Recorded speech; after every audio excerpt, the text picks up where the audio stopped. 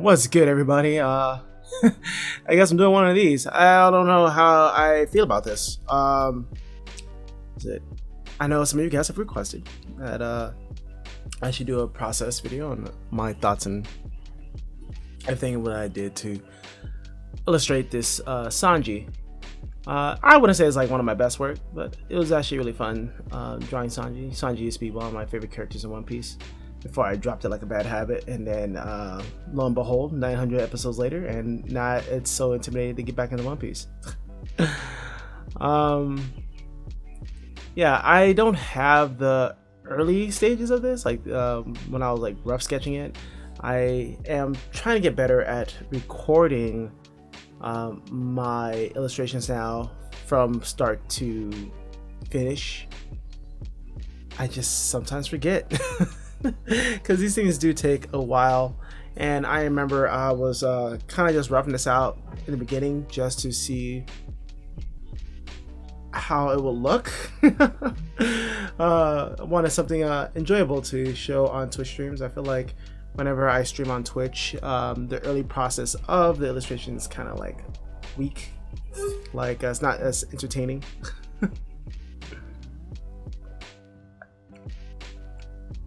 But yeah, it's funny because as I'm drinking water, that's when I see myself drinking water. Anyway, continuing on with the video.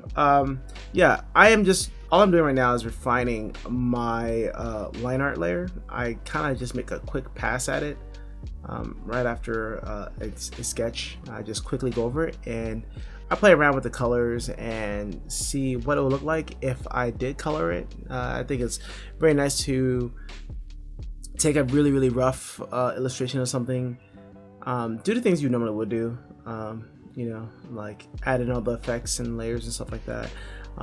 Make sure you throw in the colors and the flats, the shadows, trying to figure out where your light source is coming from, and then scrap it all and just do it again and make it cleaner. I feel like doing that really does make a difference between a lot of my illustrations I have been doing recently. The lining stage of the illustrations normally take me like forever and a day to do, just for the simple fact that I guess it's like the OCD thing where you just want your lines to come out really crisp, and you want it to look really nice, and you don't want no errors in it. Focusing on line weight and all that stuff, and just plotting out everything. I was having issues with his sandals. I feel like his sandals was a little bit too long, so I guess I'm just like gonna be working on that area as like I try to make it smaller, not so not smaller but like shorter, so it's not so long.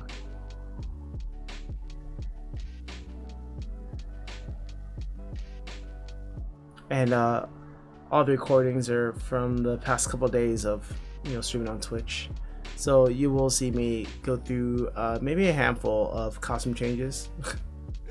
I think it took me like 3 streams. I don't know how many hours I spent on this. It's safe to say I spent 14 hours on it. With the free time in between doing commissions and working on other projects, I like to do fun things every now and then, like to like draw fan art. I was having a really hard time figuring out how I want the flames to be.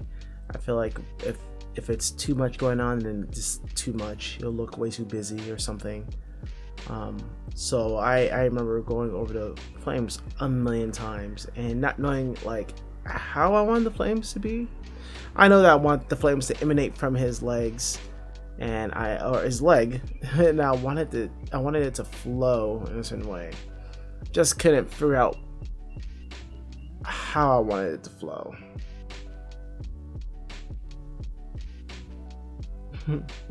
It's just like any Twitch stream for me, just to like not get any work done and just be talking. I think at this point I'm like telling a story. I will fast forward this part. And yeah, I think that's most of my streams. That's probably why it takes me forever a day to get through illustrations, because I'm telling stories. I tend to, as I stream, I work on multiple projects at once, so I'll probably dedicate like a good couple hours working on, like, let's say this illustration here of Sanji, then I'll dedicate another 2 to 3 hours on like my portfolio or character design stuff. And then also I would work on fundamental stuff, so I'm always working on like different things at the same time. It's never like me dedicating like a full 5 to 6 hours on solely one thing. I like to switch it up, keep my mind active so I don't feel too exhausted spending so much time on the illustration. Again, I'm over here trying to make the flames work, and I think I'm using reference. I think I remember at a point in time, like, I was using reference, and I just stopped using reference because I had it all roughed out, and I was like, no, let me go back to the reference again. So the one thing I learned from doing this is always use reference, always have your reference up. It really would save you a lot of time, hassle, and energy.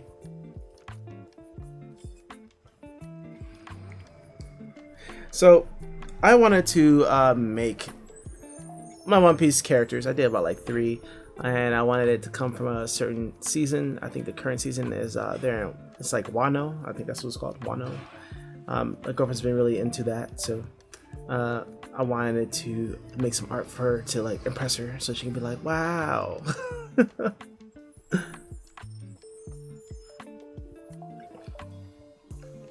I'm trying to add in some line weight here. Line weight being that whatever the light is touching, the lines will be thinner, and whatever the lines are in shadow or they're in contact with something, those lines will be darker. I've been trying to practice doing stuff like this because I see this a lot in Overwatch art from people from Blizzard.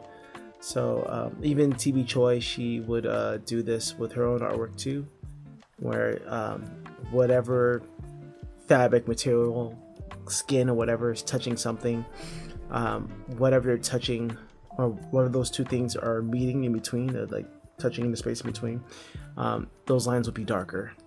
And whatever wherever direction the light is shining from, and which is always good to use, is top down. It's coming from the top, and those lines will be a lot thinner. And I'm pretty OCD too, because I do all this stuff and I like to zoom in a lot and just make sure that everything is going perfect. So right now I'm throwing in the mask. I'm playing around with the line layers. So I blurred out my lines with Gaussian blur, and now I'm going back to the flame again and fixing the line quality.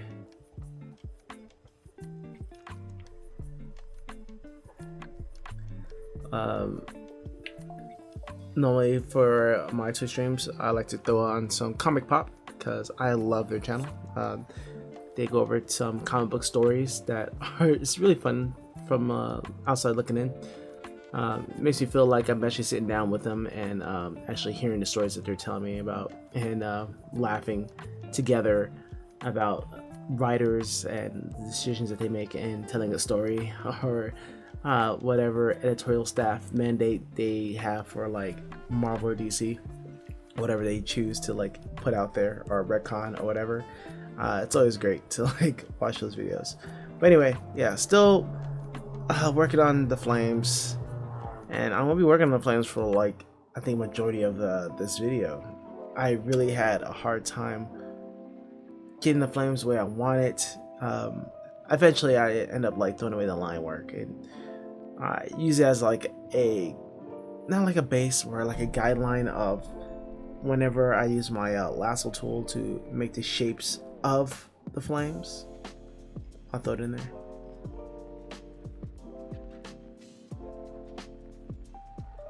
Oh my god, this part. It's a lot of rotating just to get like, well, I believe in rotating the canvas for better strokes, but just I see now like just rotating just to get the certain curve I want for the fire. I guess I just had no patience. I just wanted it to be like done. I wanted it to look good. So I'm trying really hard to sell these shadows.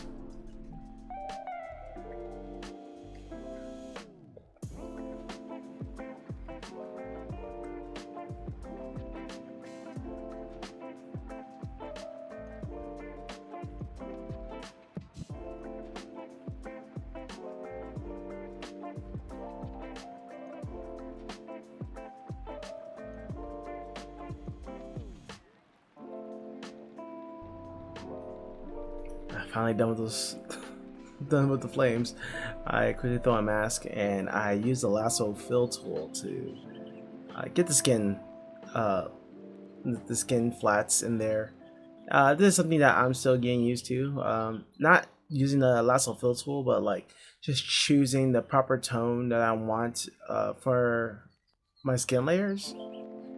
I'm seeing in some videos that like it's probably best to go really desaturated and not so high in contrast or high in saturation,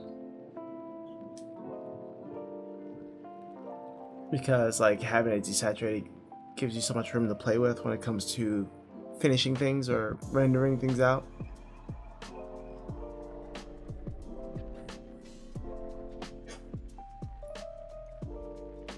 I really enjoyed doing the kimono. It was so refreshing to have something like not as dauntingly hard when it comes to clothes.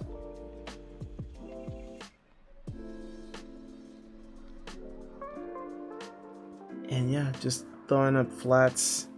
Make sure I get the colors to my liking. If not, I will probably like if any of my colors don't come out as well as I want it to be or as I hoped, I would always hit Control U to get hue and saturation bar up, so I could play around with the opacity or play around with the colors of my flames.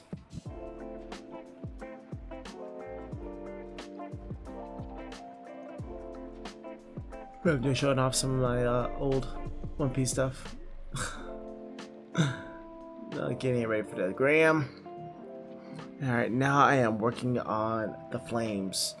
I think for like everything, especially for the color, all I will use is my Lasso fill tool. Super handy, super useful. I really enjoy using the Lasso fill, and it's amazing to use, especially for the fact that it's not something you can really find on Photoshop. Maybe there's a way to make a Lasso fill tool in Photoshop. I don't know, but I made my Lasso fill tool from scratch before finding out that that like Lasso tool does exist. Like that tool existed specifically for color, just placed in a different place that I would have no idea of finding or seeing.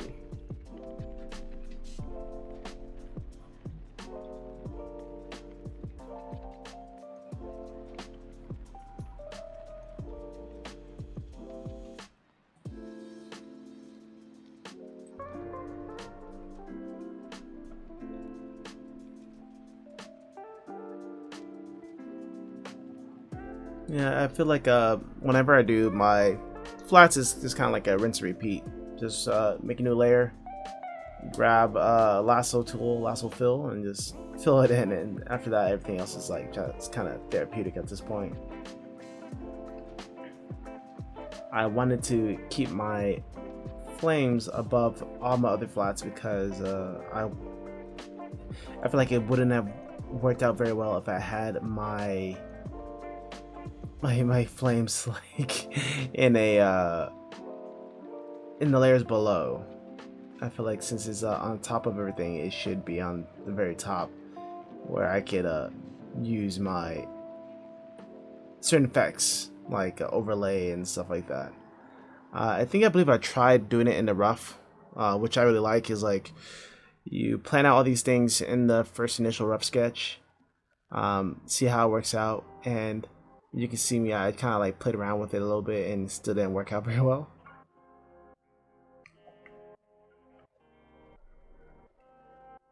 So I have like the color I wanted for the background, and I was trying to figure out how I should do the stripes on his kimono. I thought it'd be easier if I just use a Lasso tool. Like I just like to use a Lasso tool for like everything because it's very easy. One quick thing I like to do is I keep all my layers separate, especially with the flat. So if my kimono color is going to be on a separate layer, so will be the skin and so will be everything else, because I get to control click and only affect a certain area that I want to paint in. So even if I am working on another layer on top. I'm not messing or going outside the lines. I'm not going outside some of the borders. I'm not accidentally coloring where the skin is or where a different color is where it shouldn't be. And so that's why I like to keep my layers separate. I believe at some point in time when doing this, I just didn't like the way it was looking. I felt like there was a lot of things wrong with it, so I'm not sure if I like did it all over again. I drew it out. I drew out drew out the lines, or maybe I guess we'll get there when we get there. Sorry guys, this is I feel like if I did this process video, I think right after I was done, I'll probably have more of an idea like how I went about everything. Probably been a lot easier. But I remember at some point I kind of just gave up on the entire thing because the lines wasn't really matching up with the line direction of the upper parts of the kimono. And I tried doing it in two different many ways. Instead of using a lasso fill, I tried using a different type of lasso. I forget what it was called, polygon lasso tool, where it's just kind of like sharp, and that's how I wanted it to be. Just I want it to be uniform, not so messy.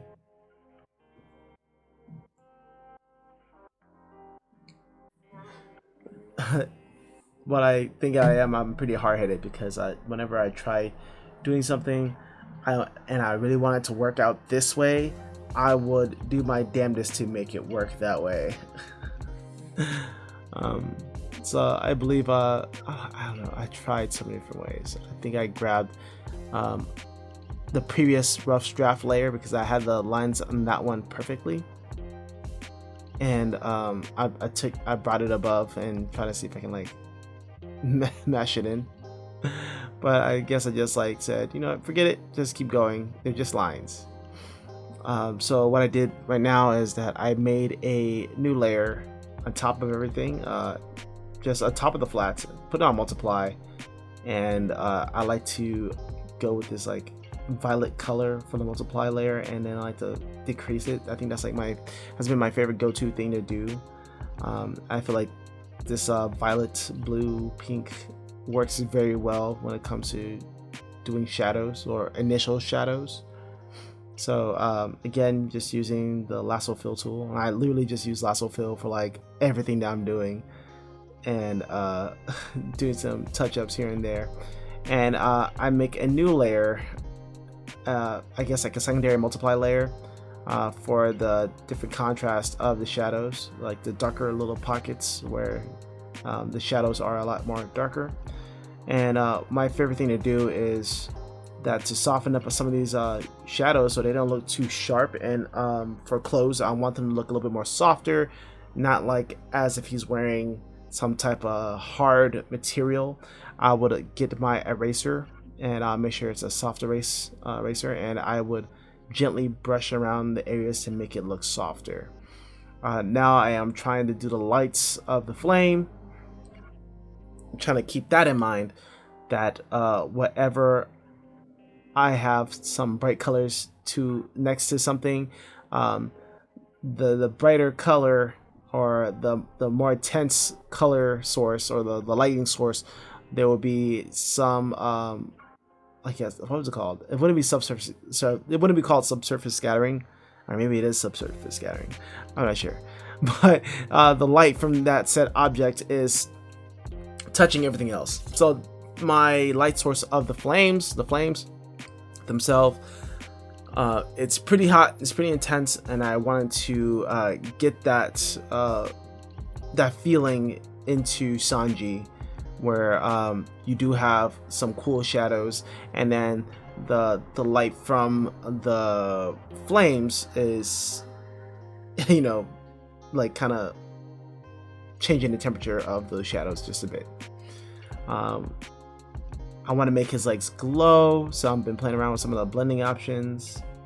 I believe I just used add glow, and I do the same trick that I did with the fabric, since it's his skin and I want it to be like a soft it's kind of like a soft glow from emanating from his leg, or from his leg.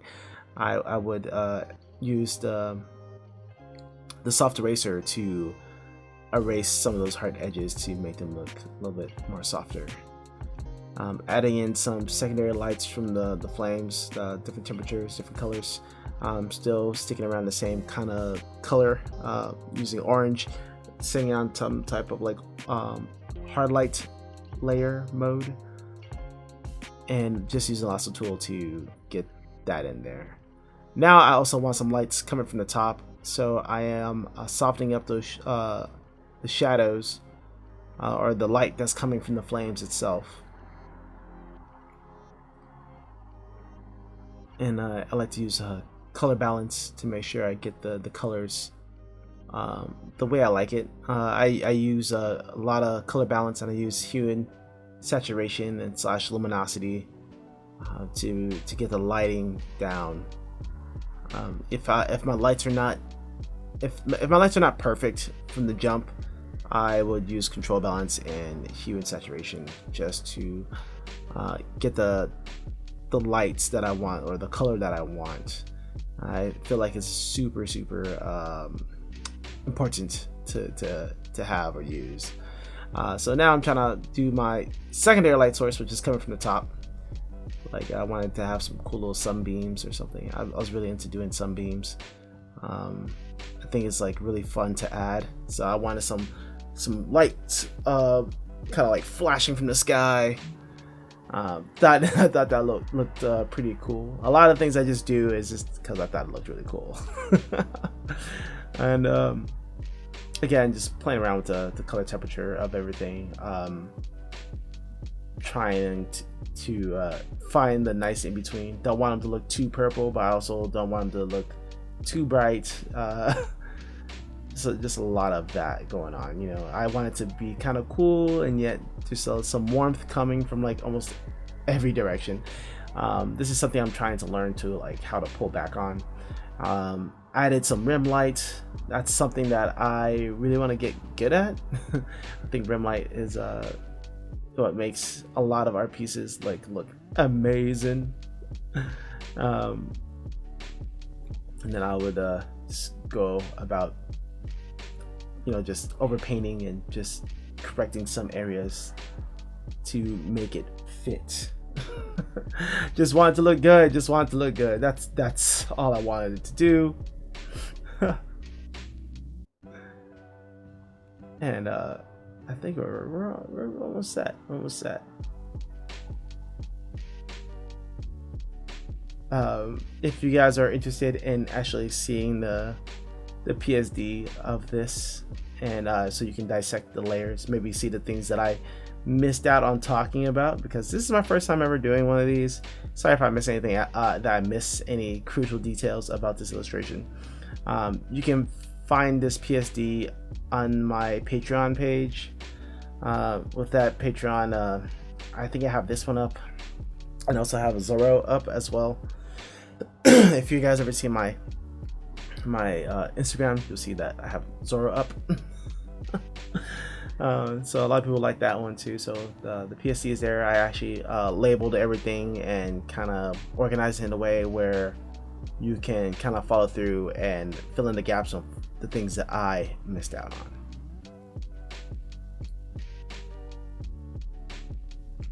But yeah, I like to use a lot of layer blending modes. I like to work in a way where I want the program to do the work for me. And it's more of a working smart and not very hard. And I believe when you're doing digital art, you should always do what works the best for you. So if you want to work smart and not hard, that is probably like be the best bet. Other than that, you guys have a good one. Thank you for watching this incredibly long video. I'll see you guys next time. Okay, bye.